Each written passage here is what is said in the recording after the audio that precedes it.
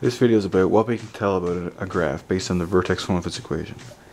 Vertex form is in the form of y equals a bracket x minus p bracket plus q. So to correct a mistake I made before when I wrote the equation, this bracket of x minus p is actually squared. And the great thing, or why it's called vertex form, is we can actually tell the vertex of the graph straight from the equation. And the vertex will be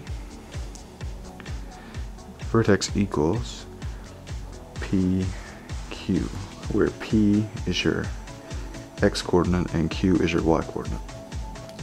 And since in the equation it's a minus on there, you actually, and whenever you have the equation, this would always be the opposite sign.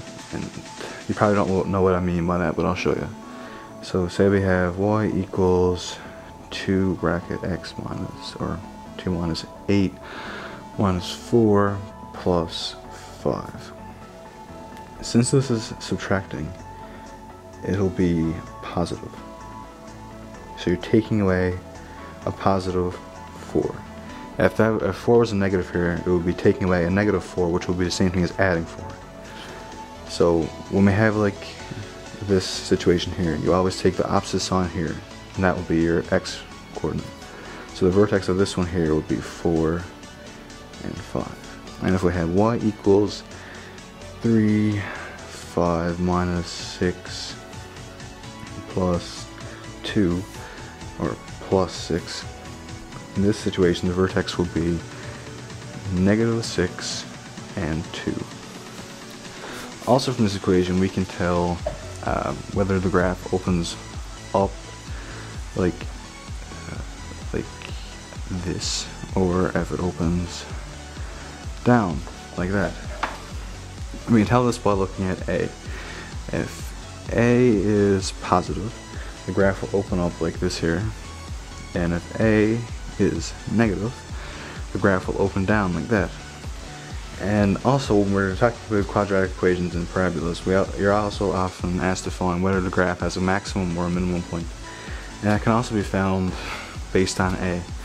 So your graph opens up, A is positive, and your vertex will be the lowest point of that graph. Say, what does it say here?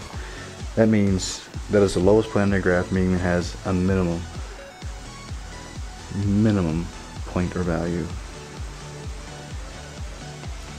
Okay, if we had this situation, it opens down, that's your vertex, A equals negative, and that is the highest point on your graph, so you have a maximum point or value. A also tells us about the width of the parabola we are creating. If A is greater than 1, parabola will widen.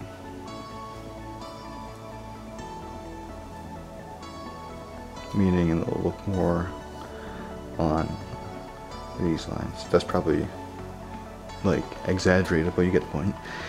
And if A is greater than 1, the parabola will narrow.